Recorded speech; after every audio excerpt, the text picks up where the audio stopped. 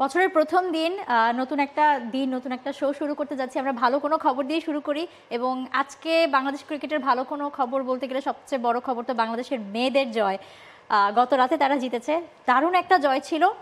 এক পর্যায়ে মনে হয়েছিল যে আসলে পারবে না হয়তো বা, কারণ নর্মালি আমরা দেখে থাকি এই ধরনের ম্যাচে স্পেশালি উইমেন্স ক্রিকেটে একটু টাফ হয়ে যায় এই রান চেজের এই ঘটনাগুলোতে, কিন্তু আসলে বাংলাদেশ কাল দেখিয়ে দিয়েছে, স্পেশালি ঋতুমনি। ও মাই গড, একদমই। আর যখন 186 রানে 8 উইকেট পড়েছিল তখন মনে হচ্ছিল যে ওই 235 রান অনেকটা দূরের পথ। আপনি অনেকদিন ধরে নারী ক্রিকেট নিজে ফলো করেন, আপনি জানেন যে মানে নারীদের ক্রিকেটের প্রেক্ষাপটে আসলে ওই রান চেস করাটা বাংলাদেশের নারীদের জন্য অনেক বেশি কঠিন। আর আমাদের সবচেয়ে বড় সমস্যা, আপনি নিজেও মনে হয় নিগার সুলতানা জ্যোতিকে সবচেয়ে বেশিবার প্রশ্ন করেছেন ব্যাটিংটা নিয়ে, যে ব্যাটিংটা কেন হয় না, কিংবা যে কোনো কোচ নারী দলের যে কোনো ক্রিকেটারকে সবচেয়ে বেশি প্রশ্ন করা হয় তাদের ব্যাটিংটা নিয়ে। এই ব্যাটিং সমস্যা বাংলাদেশের যে প্রবল ছিল, এবারে প্রস্তুতি ম্যাচ থেকে শুরু করে এখন পর্যন্ত সেই ব্যাটিং সমস্যাটাই বাংলাদেশ কাটিয়ে উঠেছে, অন্তত সাময়িক সময়ের জন্য হলো, যেটা আদতে বাংলাদেশের জন্য সবচেয়ে বড় স্বস্তির। আর ঋতুমণিকে নিয়ে একটু বলতে হবে কেন, কারণ তিনি যে ইনিংসটা খেলেছেন এটা বাংলাদেশের নারী ক্রিকেট ইতিহাসে হয়তো সেঞ্চুরি রয়েছে 3টা, কিন্তু এই 50টার মূল্য আদত ওই সেঞ্চুরিগুলোর চেয়ে একদম কম না। আর ঋতুমণি সবশেষ ঢাকা লিগেও দারুণ ক্রিকেটটা খেলেছেন, তার ব্যাটিং গড় ছিল 53, যদিও 4টা ইনিংসে অপরাজিত ছিলেন। এমনকি এর আগে মানে ওই 8টা ইনিংসে, মানে সবশেষ ঢাকা লিগে 8টা ইনিংসে 18টা উইকেট পেয়েছেন এই ঋতুমণি। তবে আমরা ওই ম্যাচটার যদি ম্যাচ সামারিটা যদি একটু দেখি তাহলে আপনি বুঝতে পারবেন যে শুরুতে আয়ারল্যান্ডরা 235 রান করেছিল আয়ারল্যান্ড 50 ওভারে, যেখানে লরা ডেলানি 63, যিনি বাংলাদেশের সঙ্গেও খুব ভালো খেলেছিলেন, ঘরে মাটিতে যে সিরিজটা হয়েছিল, ওরলা পেন্ডারগেস্ট 41 রান করেছিল। তবে রাবেয়া খান লেগ স্পিনার, তিনি 3টা উইকেট পেয়েছেন, ফাহিমা খাতুন 2টো, জান্নাতুল ফেরদৌস সুমনা তার নামের সঙ্গে 1 উইকেট।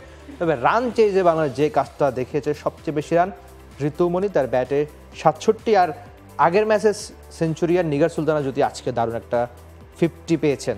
আপনি কেমন দেখলেন ম্যাচটা মৌ?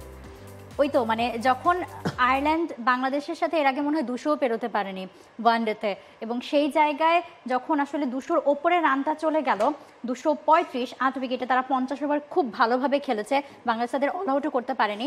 235 রানটা দেখে আমার কাছে মনে হয়েছিল ফার্স্টে বাংলাদেশের জন্য অবশ্যই এটা টাফ কল হতে যাচ্ছে, কারণ উইমেন্স ক্রিকেটে আপনার যখন রানটা 200 এবং 220-এর ওপরে চলে যায় আসলে যে কোনো দলের জন্য অনেক মানে টাফ কল হয়ে যায়।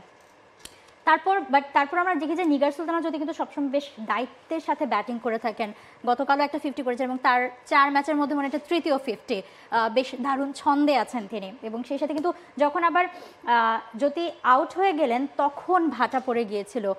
আর ঋতুমণির জন্য সবচেয়ে বড় ব্যাপার ছিল যে তার সাথে একটা পার্টনারশিপ, একা হাতে আসলে দলকে এগিয়ে নিয়ে যাওয়াটা আর সবার জন্য আসলে যে কারোর জন্যই সেটা কষ্টের। সো পার্টনারশিপ একটা বড় হতে পারছিল না, এটাও আসলে বড় মানে দুশ্চিন্তার কারণ ছিল। এক পাশ থেকে আমরা দেখেছি ফাহিমা খাতুন, জান্নাতুল ফেরদৌস, রাবেয়া তারা কিন্তু আউট হয়ে যাচ্ছিলেন।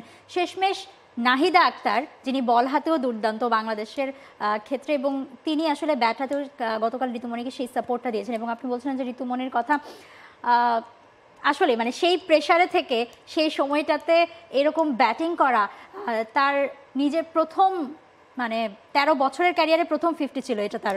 এবং সেখানে শুধুমাত্র 50 না, ম্যাচ জয়ী একটা ইনিংস বাংলাদেশকে, যেখানে আইসিসির বিশ্বকাপ বাছাইয়ের জন্য ম্যাচগুলো জিততেই হবে। আর যেহেতু লাস্ট আমরা যখন দেখেছি ওয়েস্ট ইন্ডিজ সিরিজেই সমস্যাটা হয়েছিল, কারণ সেই সিরিজে যদি জিততে পারতো বাংলাদেশ, এই বাছাই পর্বের ঝামেলাটাই আর বাংলাদেশের জন্য আসতো না।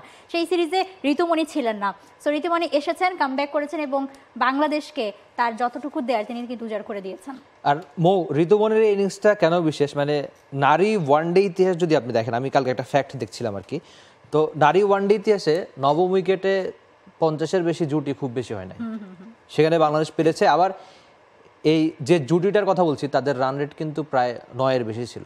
তো এর আগে ওয়ানডে ইতিহাসে এমন ঘটনা ঘটেনি, মানে মেয়েদের ওয়ানডেতে নবম উইকেট বাংলাদেশের জন্য রেকর্ড, মানে হ্যাঁ পুরো ওয়ার্ল্ডে। তার মানে ওই ইম্প্যাক্টের কথা আমি বলছি যে ইনিংসটা। আর ঋতু তো তার পুরো আন্তর্জাতিক ক্যারিয়ারের প্রথম 50 পেলেন, নাহিদাও তার ক্যারিয়ারের সর্বোচ্চ ওয়ানডে ইনিংসটা খেলেন। এমনিতে যার কাজ বল হাতে, তিনিও ব্যাট হাতে দারুণ একটা সাপোর্ট দিয়েছেন, ইনফ্যাক্ট বাউন্ডারিও পেয়েছেন। তো বাংলাদেশের অবশ্যই একটা পাওয়ার ম্যাচ তো বটেই, সামনের ম্যাচগুলো বাংলাদেশ ভালো খেলবে সেটাই অন্তত আশা করছি। একদমই তাই। মঙ্গলবার রয়েছে আসলে স্কটল্যান্ডের সাথে ম্যাচ, আগামীকালই দেখা যাক বাংলাদেশকে আসলে গ্রুপের টপ 2 টিমস কোয়ালিফাই করবে আগামী বছরের ওয়ানডে উইমেন্স ক্রিকেট ওয়ার্ল্ড কাপের জন্য। বাংলাদেশের জন্য শুভকামনা, যাতে ঠিক এই ধারাবাহিকতাটা বজায় থাকে সামনের ম্যাচগুলোতেও। For more updates, subscribe to our YouTube channel and click on the bell icon. Follow us on Facebook and Instagram. Download T Sports app to enjoy exciting games and highlights. Visit tsports.com.